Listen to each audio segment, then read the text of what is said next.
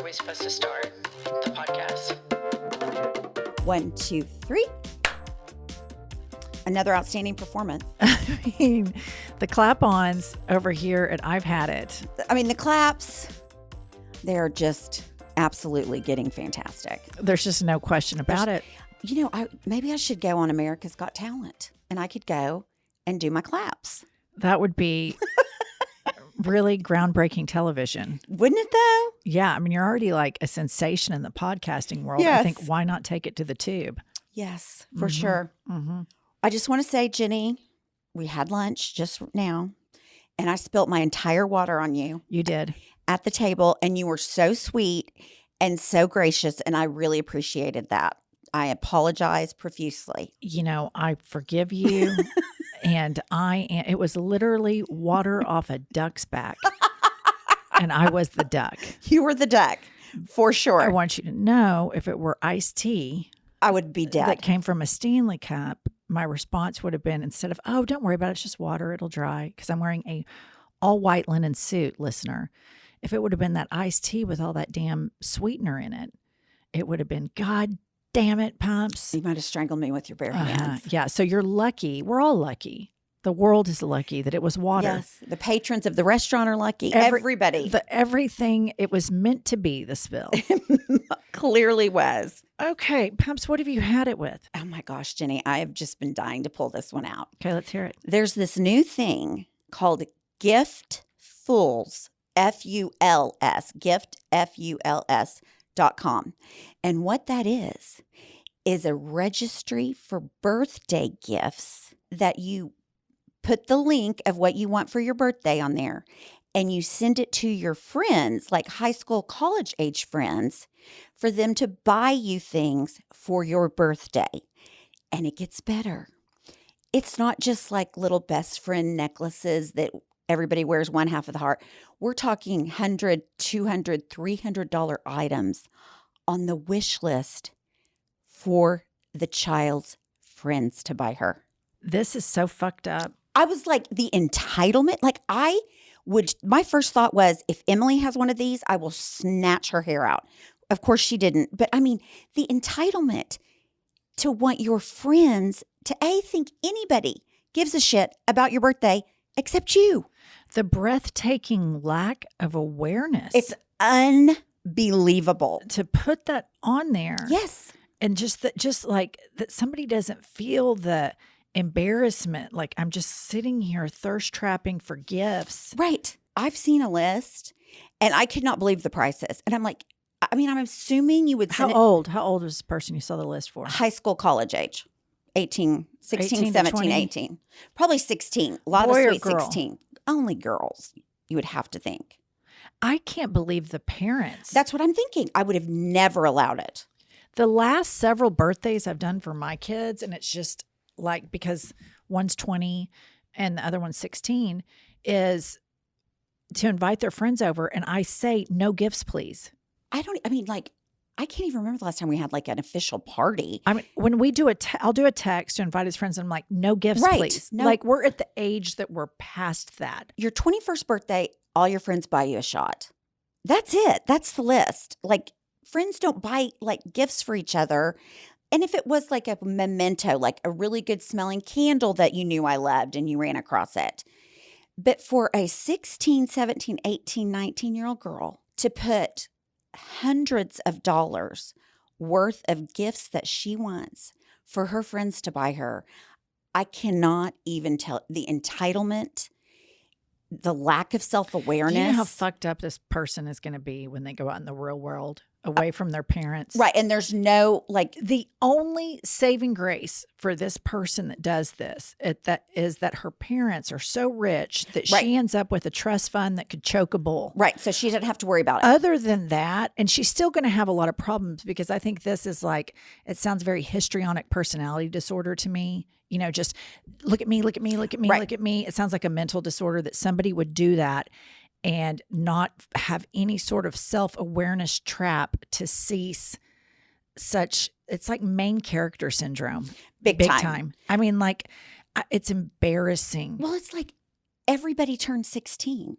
So it's not like you're the most special person in the world. Birthdays are just, I've had it. They're stupid. I mean, When you're little, yes, it's but a big once you deal. get When you turn older- 16 and you can drive a car, great. You turn 21, you can legally drink, great. But beyond that, there's no shut the fuck up. Shut the fuck up. Everybody has a birthday. Everybody has a birthday, and nobody cares Except about for yours. Jehovah's Witnesses. Oh, they don't. You're right. No gifts. They have a Right. birthday. They just don't have gifts. I don't think they acknowledge it. I know for a fact it's no gifts. I was talking to a basketball mom friend of mine this weekend. She was telling me that her son who plays basketball, that this Mormon kid was going to go play with him. This is college basketball. And I was like, Mormons. And this mom friend of mine, she's African American. I said, man, that Mormon stuff, that's some fucked up white people shit. She died laughing. She goes, well, you know what we black people have? We have the Jehovah's Witness. And and I was like, they're the ones who don't celebrate the birthday. She's like, yep, that's the fucked up black people religion. Mormons is the fucked up white people religion.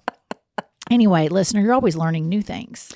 Always learning positive, positive, positive. Let me tell you what I've had it with. Lay it on me. So I get on to Instagram, and this girl has made this super reel of herself. One could say it's a sizzle reel, a hype reel, where she's decked out from top to bottom, like making the skirt like a fan on her, but you don't see the fan, and the skirt's like blowing, and then she's like looking over her shoulder, and then like it's like Vogue, and Like a she's photo shoot.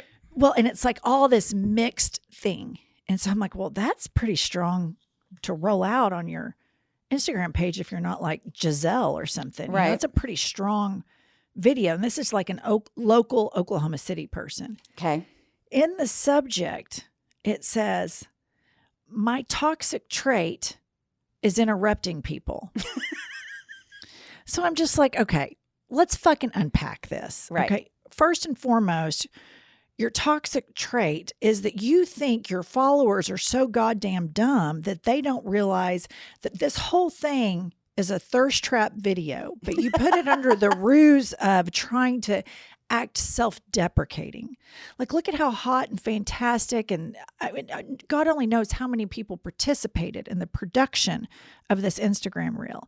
But I'm going to kind of own myself and talk about my toxic trait is. Here's the deal. If you're getting on the World Wide Web and you're telling everybody what your toxic trait is, you're missing the most important one. And it is, number one, breathtaking lack of self-awareness. That's your fucking toxic trait. Right. So if you want to do a scissor reel, put it out, fucking work, Vogue, do all the shit you got to do, and then just put, my toxic trait is I like to thirst trap. Fucking own it.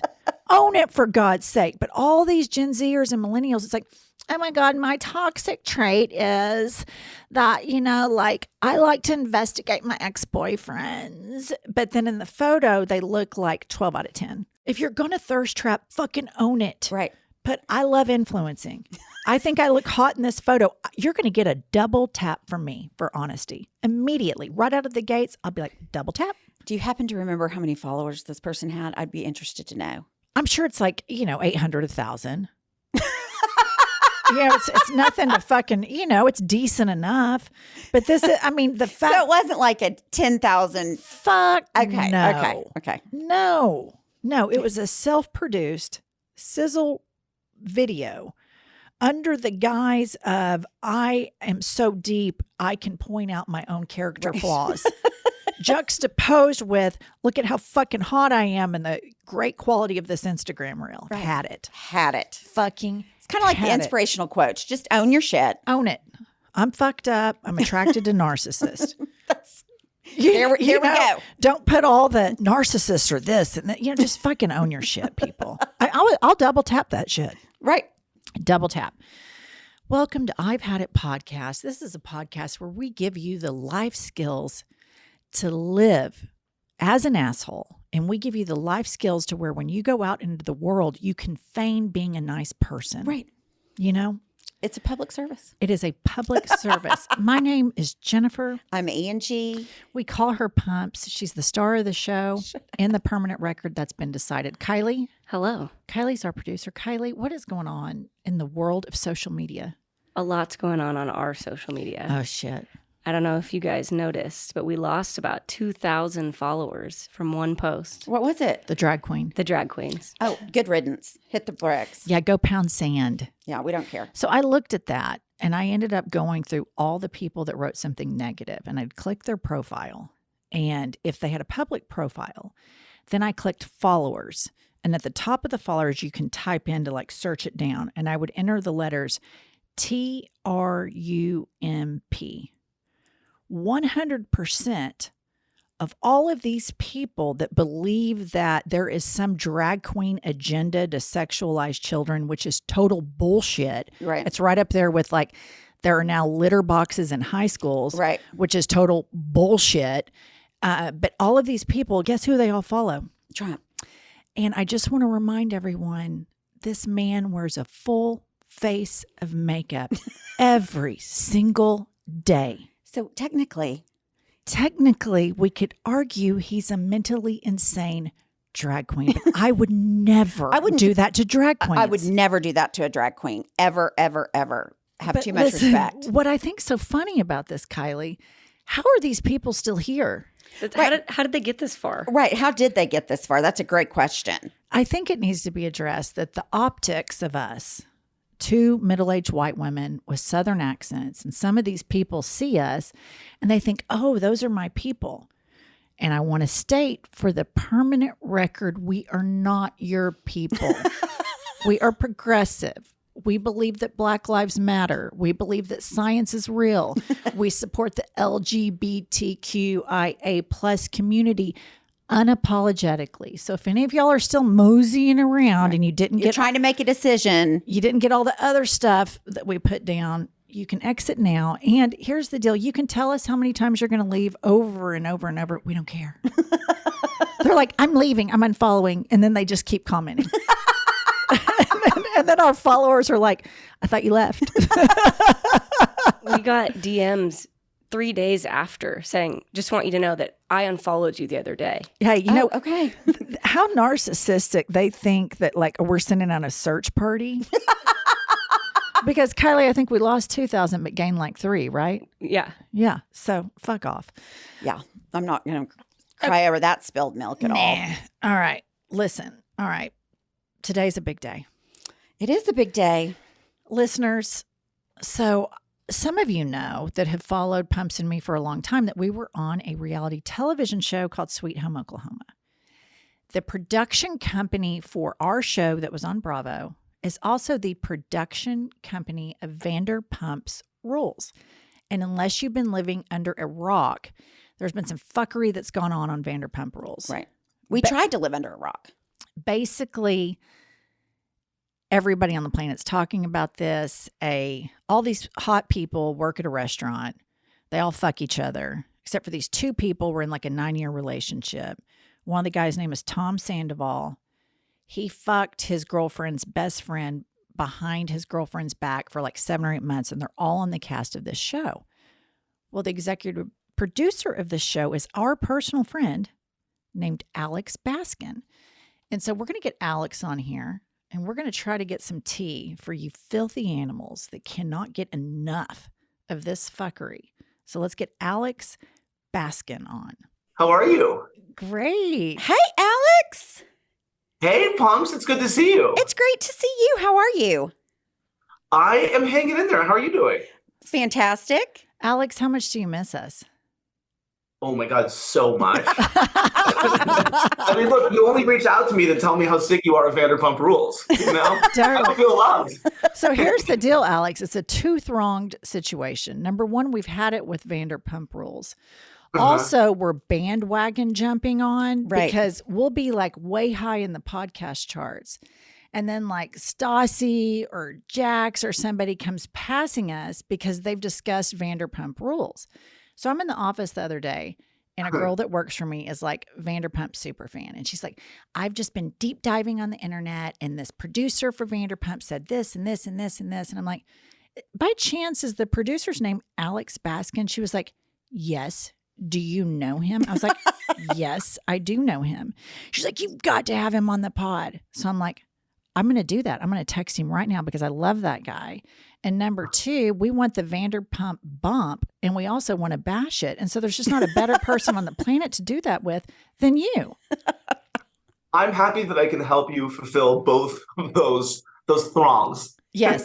Yes. It's obviously, so obviously we've kind of had it with Vanderpump, but in being a good podcast host, which both Pumps and I are incredible at that. I mean, that goes without saying. I watched the season finale and then the 3 reunion episodes over the weekend. So I feel pretty versed, but in case our listeners don't know what's going on, let's give a Cliff Note version. So basically, bunch of hot people in LA, 30 to 40, work for a gal named Lisa Vanderpump at a restaurant. They've all kind of fucked each other, but there are 2 particular people, Tom and Ariana, who were in a 9-year-long relationship. Raquel was the best friend of Ariana. Tom and Raquel started fucking behind everybody's back, and all of this came to fruition in America on national television. You just described the past 10 years of my life, so thank you for just filling No, seriously, because my daughter hijacked me. I mean, I didn't watch it in preparation for the podcast. There was nothing else that could be on in the house during the reunions. And I'm sitting there halfway through and I'm like, Emily, all of these people have had sex with each other, right? And she's like, oh yeah. And I'm like, so what's the big deal now? I don't like the best friend thing. I mean, that's a huge violation for sure.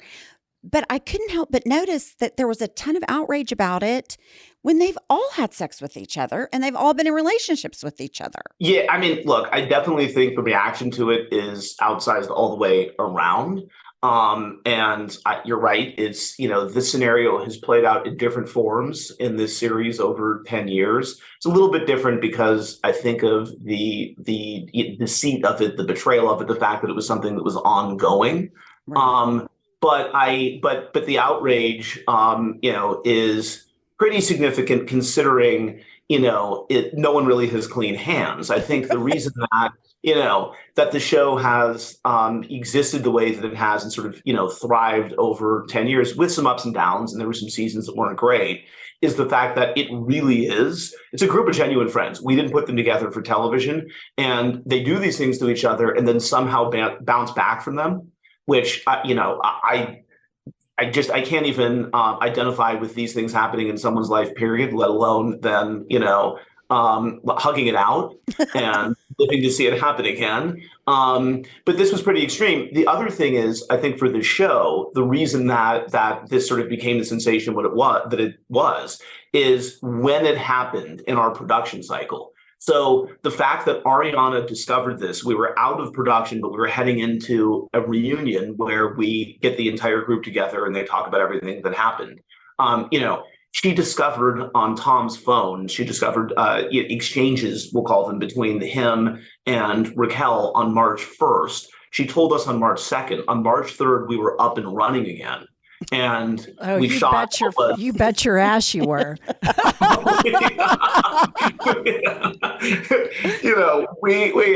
We're just here to document. So Totally. Let me ask you this. So when did you all, Evolution, the production team, when did you all find out about the relationship? Well, we had heard a bunch about it. We had heard about Tom and Raquel hanging out, and there were suspicions, and we covered that in the end of the season, which was in September. So that's when we actually shot what happened at the end of the season. But we didn't know that it was anything more. And by the way, Ariana herself had heard about this and had talked about it on camera, and trusted Tom and trusted Raquel. So we really didn't know for certain until Ariana herself discovered on Tom's phone that there was exchanges between him and Raquel, and Tom had to come clean. Did you have suspicions like prior to this? Because the episode that I watched, one of the reunions, it flashes to Ken, who's like, I don't know, 75, 80 years old, right? And it sounds like he's cracked the case. It's this flashback, and he's like, hey, did y'all notice that Raquel and Tom were in the hot tub? And I thought to myself, having been on a reality TV show before, you have 30 people everywhere you go. with you. And I thought, if this old motherfucker has cracked the case, evolution had to have been onto it to some extent through the show gossip of, of your filming cycle. I mean, we definitely were aware of the rumors, and we were, obviously had heard what Ken had heard. But I personally have to say, maybe I'm an idiot, but I almost thought it was so blatant that it couldn't be true. I really, at this point too, I should be the most suspicious person of all time. And with this group in particular, where there's smoke, there's fire, and every rumor turns out to be true. So. But I didn't really know what to make of it. And I had just presumed, that it was like, oh my God, like that is so devious. Like, I don't actually believe it.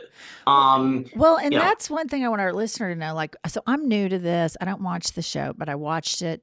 But what amazed me about the reunion is these people, all of the people, the cast members, it is literally like the comment section of a social media post all in one room having verbal conversation. Right. It is like, it is keyboard courage manifested to real life. And then it's like the gal that got cheated on, just casually, this other gal named Lala is like, oh yeah, I ate her out once and her boyfriend watched. And they just throw it out there super casually, which here's the deal. I don't have a problem with that. I'm not a prude.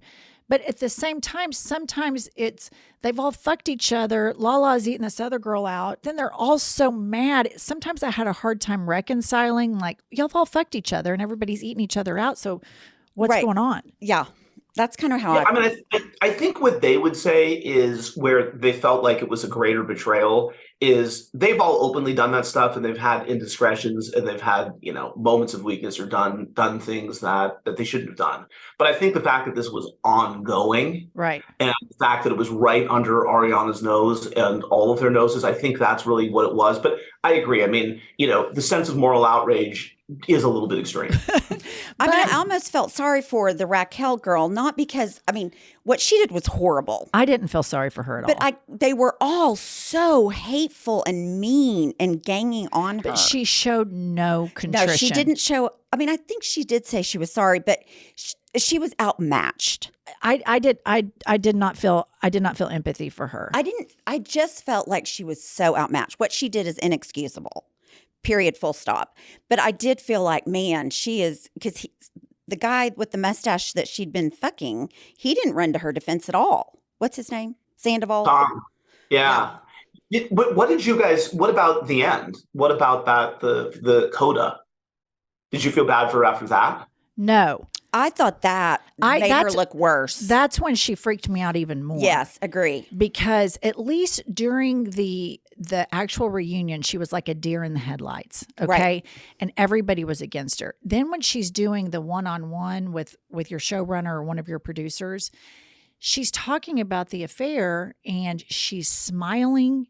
And you can tell that she has, very fond memories of it. Her body language and everything. I was like, she feels zero remorse for this.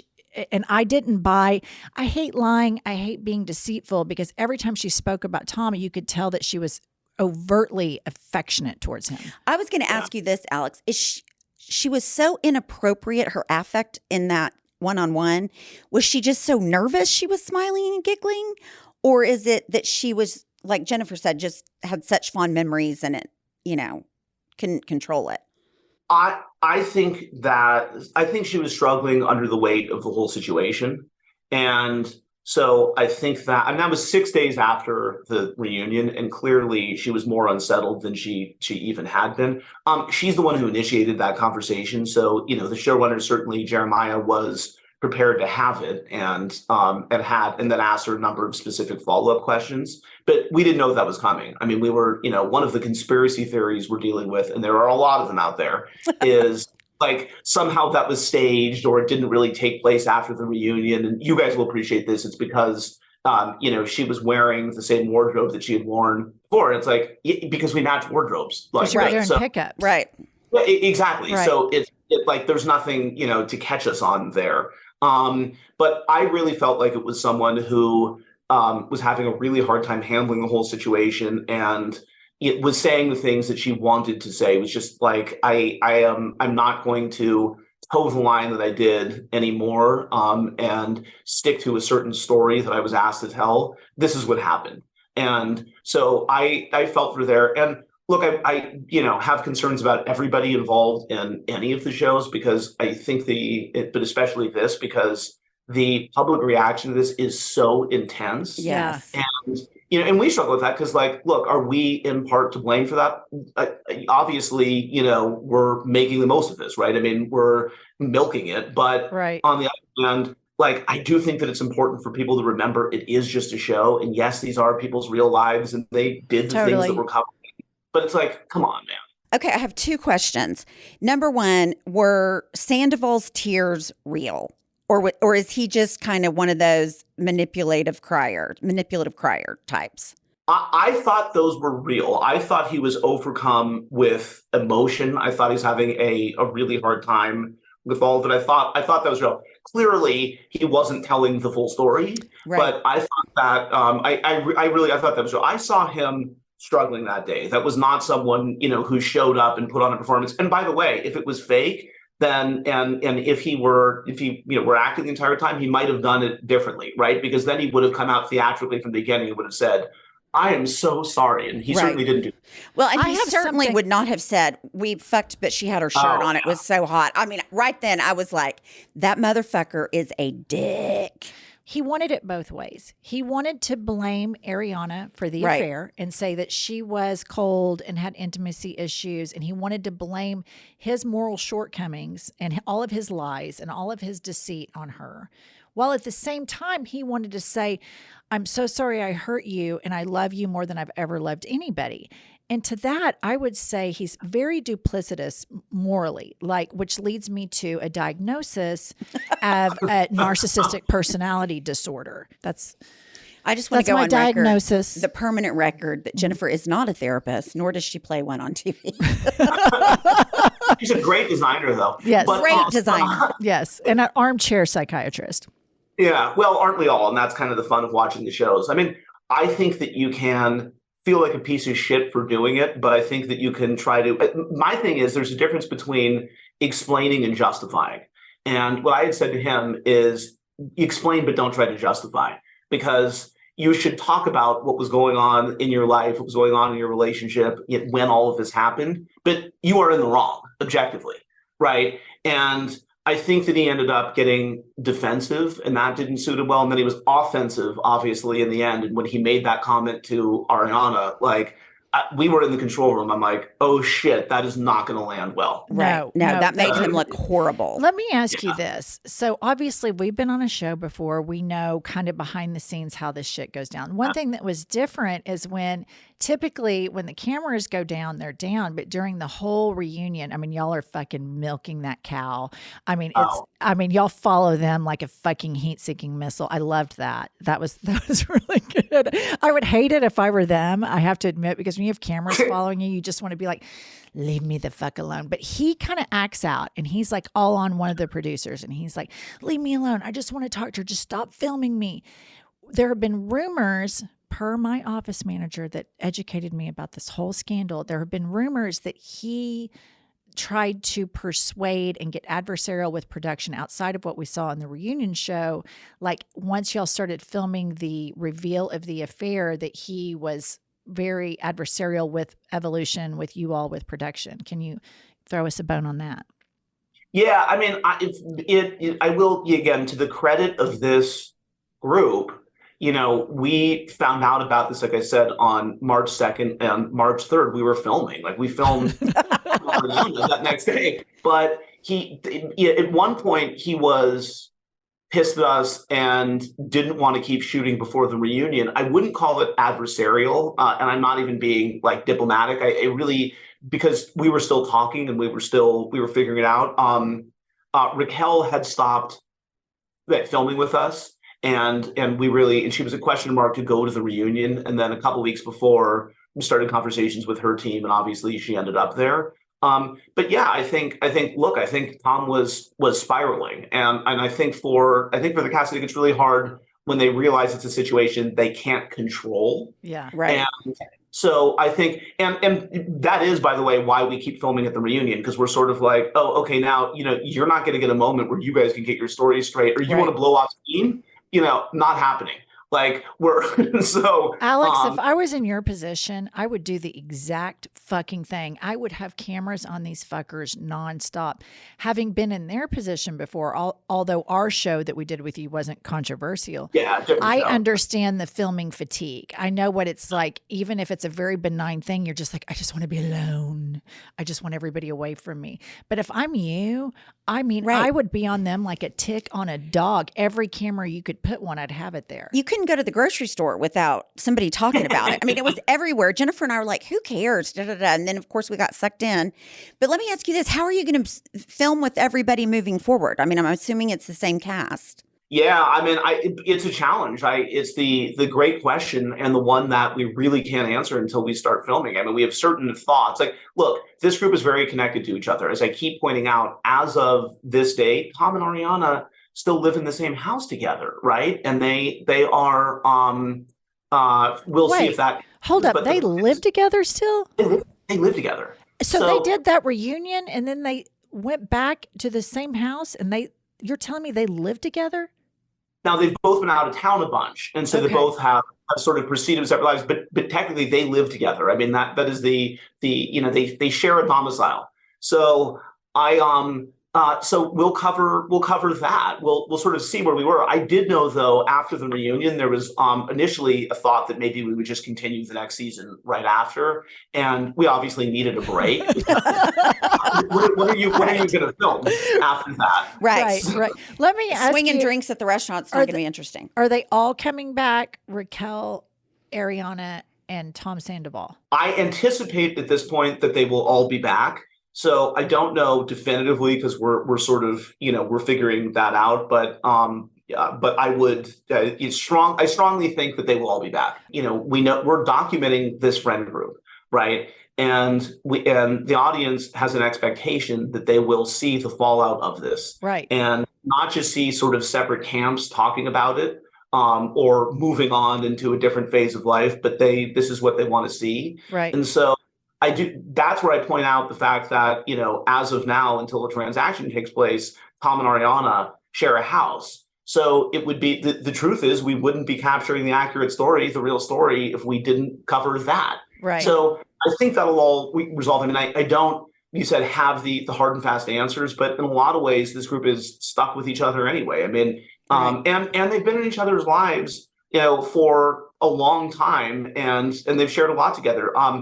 Tom's friend, his closest friend from St. Louis, passed away recently, and everyone in the group reached out to him, my understanding, to express condolences. And so, I thought that out of tragedy, that is sort of a really human interaction. And so that happened. So I think, all of that is to say that we'll figure it out. I don't have any answers now. And it isn't like we're, at this point, putting a schedule in front of anyone and saying, hey, look, it's Tom's dog's birthday. You all have to show up, and it's a potluck. And what are you bringing, right? Right. So, I would think, I mean, if I took the job when we were on the show as a job, and you have to be professional, and I wanted to be on time, and I wanted to, do a good job. And if I were in their situation and you sign up after this huge fucking scandal that everybody's literally like putting into their veins, smoking, snorting, they can't get enough of it.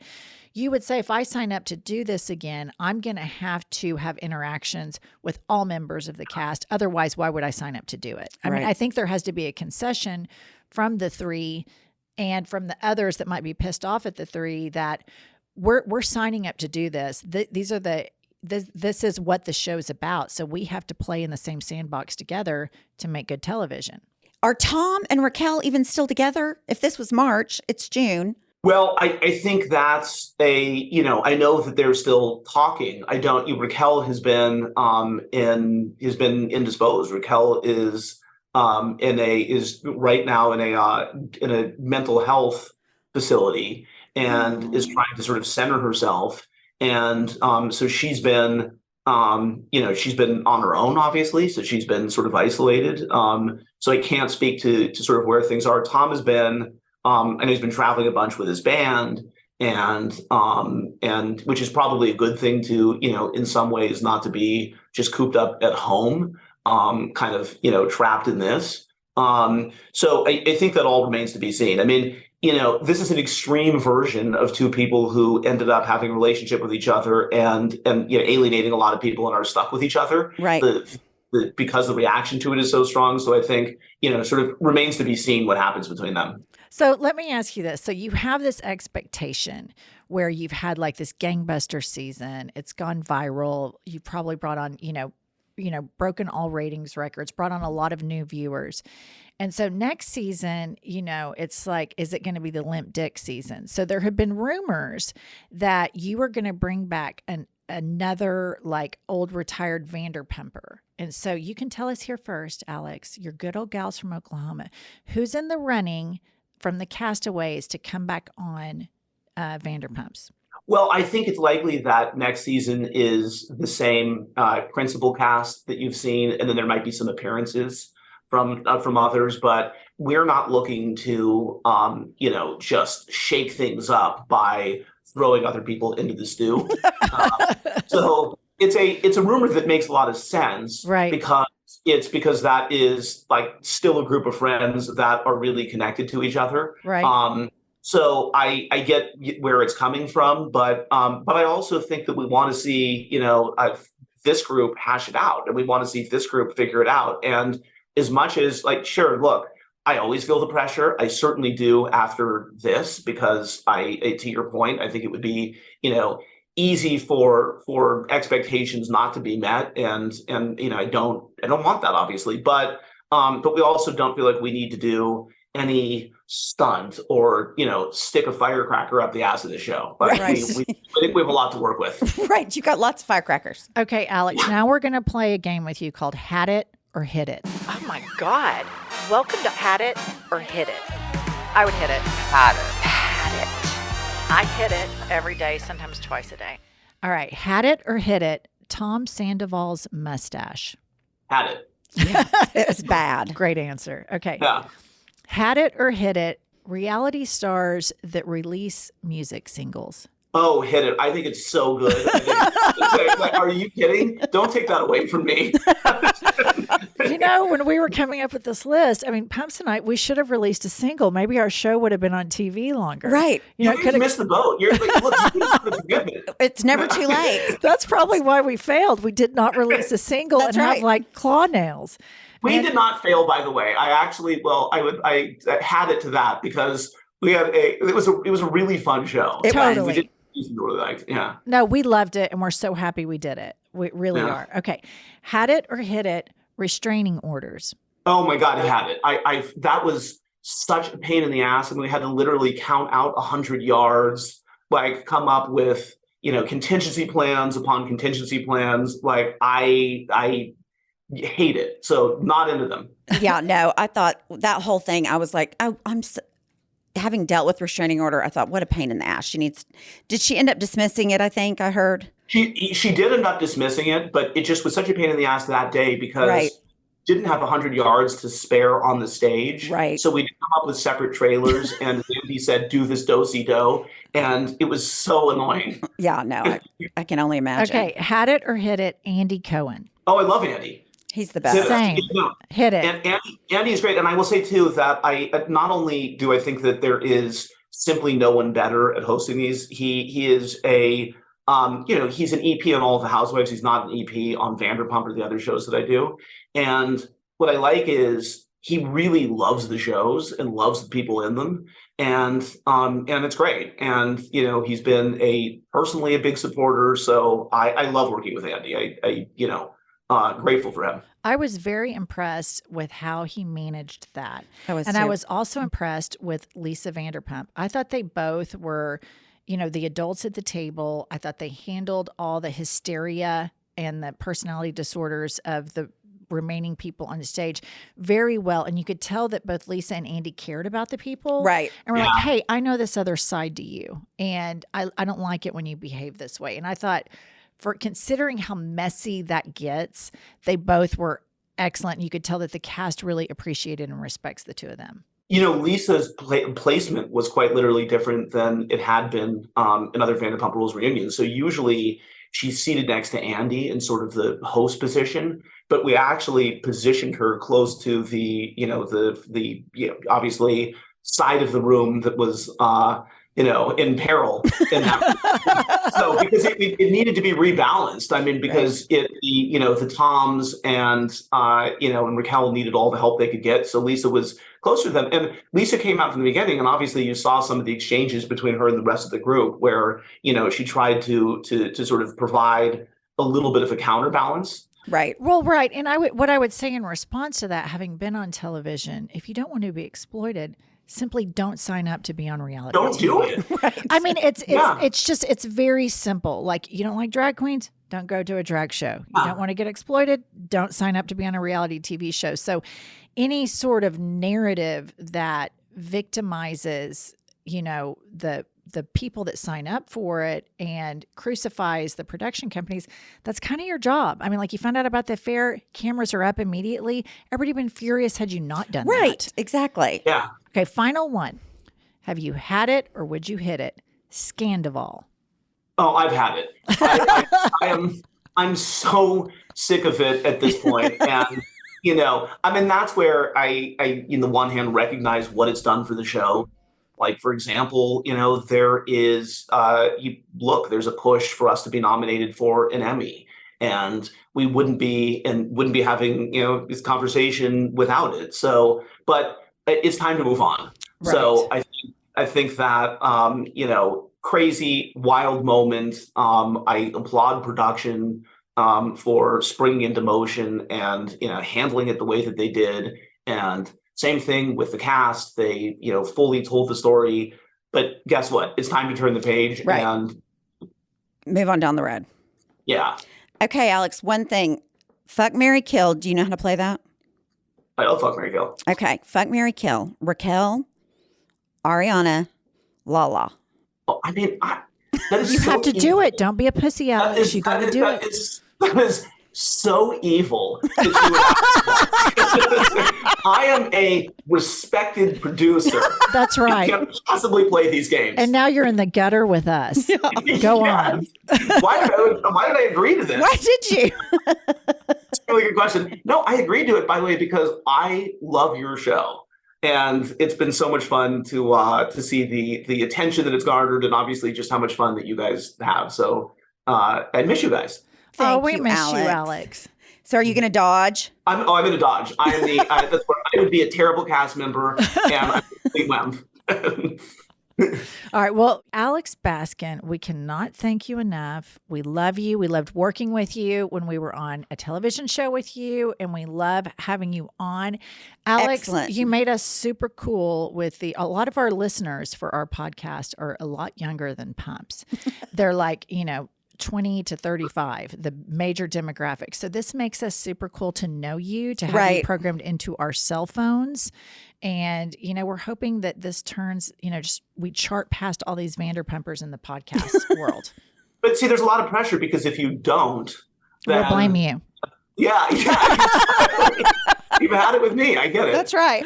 No, Alex, we love you. Thank you so much Thanks, for coming Alex. on. Will do. Bye, guys. Bye. Okay, Pumps. Alex Baskin. You know what? He's Pumps? amazing.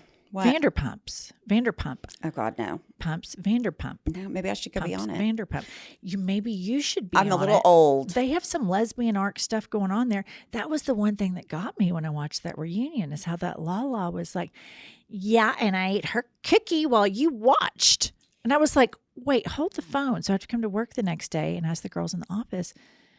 So was that Lala eating the vagine of Ariana, the girl that got cheated on? She was like, oh, yes. Yeah, there's just a lot of intermixing over there on that show. Here's the deal. They're hot. They're all I don't hot. They give all a- work in a bar together, I think. Yeah, I don't care that Right. they're all sleeping around, whatever. Everybody's, totally taken with this. I hope that we gave all these, filthy animals that follow Vanderpump Rules religiously, like Madison that works for me, who just she cannot get enough of this. Right. Hopefully, we've satiated their appetite. Yes. Richard, have you watched this Vanderpump Rules stuff? Not at all. Does it make you want to? Not at all. I really watch reality shows, so that sounded aggressively like drama. It's is. hyper drama. It's aggressive It might drama. be too much for me. Yeah, it Yeah. is aggressive. How many drama. seasons is it? Like 10. 10. I Oh, think. wow. Okay. Yeah, it's 10. There's a lot of shit going on over there. Yeah, clearly. All right, listener. We are going on tour, so please follow us on social media, and you can find out if we are going to be live at a city near you. And you can come meet Princess Diana and myself, and we are going to be so happy to see you. Follow us, like us, TikTok us, send a voice memo to our Instagram feed. Thanks so much, listener. Bye. See you next Tuesday. I'll tell you what I've had